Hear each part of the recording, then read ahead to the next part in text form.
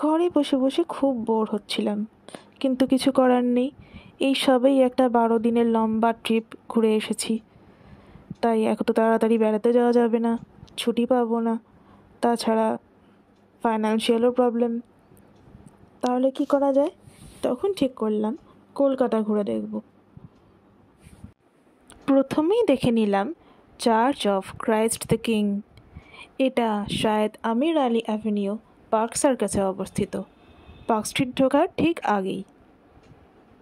জায়গাটা বেশ ভালো লাগলো, কিন্তু এটার টাইমিংটা একটু গন্ডগোল হয়ে গেছিলো। 4টের আগে খুলবে না, দুপুরবেলায় গেছিলাম, তাই বাইরের সাজসজ্জা দেখেই মন ভরালাম। দারুণ সুন্দর সাজিয়েছিল, এখানে বেশ কয়েকটা ছবিও তুলে নিলাম।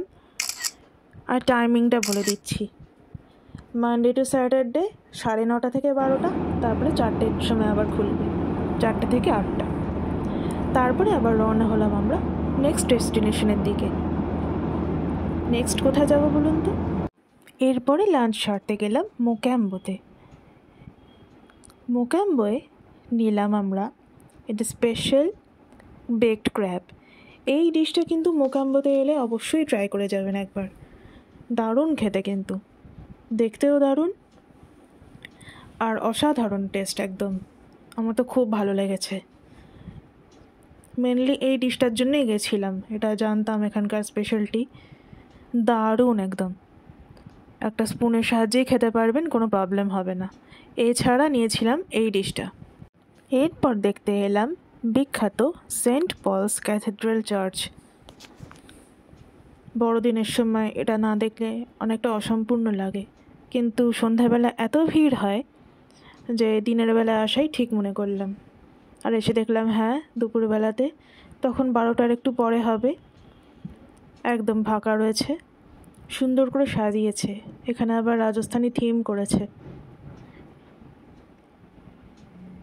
ভেতরে কার পার্কিং এরিয়া রয়েছে, কার পার্কিংয়ের জন্য 50 টাকা প্রতি গাড়ি, আর পার পার্সন ভেতরে ঢোকার জন্য 10 টাকা করে এন্ট্রি ফি।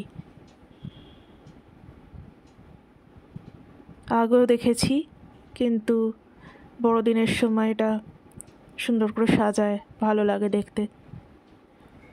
এই যে কার পার্কিং এরিয়া বিশাল বড়, কিন্তু সন্ধেবেলার আসলে কার পার্কিং করতে কিন্তু অসুবিধা হতে পারে, এত লোক চলে আসে, সবাই দেখতে আসে। সুন্দর সাজানো, গার্ডেনটাও বেশ বড়, ভেতরটাও সুন্দর করে সাজিয়েছে। এইখানে বলগা হরিণ, সাথে স্টারের মধ্যে ছোট্ট জেসাস। কি সুন্দর পবিত্র ছোট্ট মুখটা না, একদম আমার গারফিল্ডের মতো। পৃথিবীর সব বাচ্চাই বোধহয় এরকম নিষ্পাপ হয়, সমস্ত কিছুর বাচ্চা, সে মানুষের বাচ্চা হোক, ম্যাও বাচ্চা হোক। আর এই কথাটা কত বড় না, দারুণ। এখানেই বেশ কয়েক মিনিট চুপ করে দাঁড়িয়েছিলাম, শান্তির প্রার্থনার জায়গা। আর এই যে এইটা তো ক্রিসমাসের সময় স্পেশাল সাজিয়ে থাকে। এখানে বেশ শাড়ি পরার ইউনিক একটা সাজ দেখতে পাচ্ছি, বেশ একটা রাজস্থানী স্টাইলের মতো। ভেতরটা তো খুবই সুন্দর, এখানে বসার জায়গা, প্রেয়ার করার জায়গা। এখন এই টাইমটাতে অনেক দর্শনার্থী হয় বলে ভেতরটায় আটকে রেখেছে, অন্য টাইমে গেলে বসে প্রে করতে পারবেন। সামনে এই জায়গাটা, ওই যে ওখানে জেসাস, সুন্দর উটগুলো, কি সুন্দর, একদম পুরো জীবন্ত মনে হচ্ছে না? আর এখানে একটা রাজস্থানী থিম করার চেষ্টা করেছে। ভেতরে এদের ক্ষেতও রয়েছে, বাঁধাকপি বা ফুলকপি কিছু একটা হয়েছে।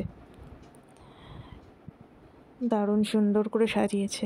এই টাইমটা খুব আসতে ভালো লাগে, দেখতে খুব ভালো লাগে, সুন্দর করে সাজায় তো। আর এখানটায় আপনি চাইলে ক্যান্ডেল জ্বালাতে পারবেন, সে আপনি যে ধর্মেরই হোক। এরপর চলে গেলাম সেন্ট পলস ক্যাথেড্রালের পাশের অ্যালেন পার্কে। এটাও বেশ সুন্দর করে সাজায়। শীতের মিঠে রোদে পার্কে হাঁটতে বেশ ভালোই লাগছিল।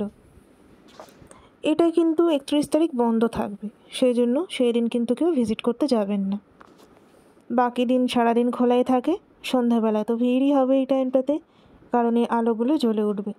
আর এই আলোগুলো জ্বলে উঠলে আরও সুন্দর লাগবে এই পার্ক। কোনো এন্ট্রি ফি নেই, সবসময় ঢুকতে পারবেন। দারুণ। এরপর দেখতে গেলাম এজেসি বোস রোডের মাদার হাউস। এখানে মাদার টেরিজা জীবনের শেষ কয়েকটা বছর কাটিয়েছিলেন। ওনার কর্মক্ষেত্র ছিল এটা। এখন এটা মিশনারি স্কুল। এখানে মাদারের ঘরও রয়েছে, আর ওনাকে এখানে সমাধিস্থ করা হয়েছিল। ওনার টুম্ব আছে এখানে। বড়দিনের আমেজে এই জায়গাটাও সুন্দর করে সেজে উঠেছে। আর এটা হচ্ছে মাদারের ঘর, এখানে উনি থাকতেন, আর এখানে ওনার কর্মজীবন বর্ণিত আছে। এরপর দেখতে গেলাম বোর ব্যারাকের ক্রিসমাস সেলিব্রেশন। এই জায়গাটাও সুন্দর করে সাজিয়েছে, তবে এখানকার বাসিন্দারা পছন্দ করেন না এখানে কেউ এসে ফটোগ্রাফি করুক, সেজন্য বেশিক্ষণ থাকতে পারলাম না। আমরা 2-1টা ছবি তুলেই এখান থেকে রওনা দিলাম। শেষে তখনও আলো আছে দেখে সোজা চলে গেলাম বাগবাজার ঘাটে সূর্যাস্ত দেখতে। সূর্যের কমলা নরম আভা যখন গঙ্গা এসে পড়েছে আর পাশ দিয়ে চলেছে লঞ্চ, অদ্ভুত মায়াবী পরিবেশ সৃষ্টি করেছে। আর দেখলাম লঞ্চে যাত্রীদের ওঠানামা খুব কাছ থেকে, এই প্রথমবার। তাহলে আপনাদের কেমন লাগলো আমার কলকাতার ভ্রমণ?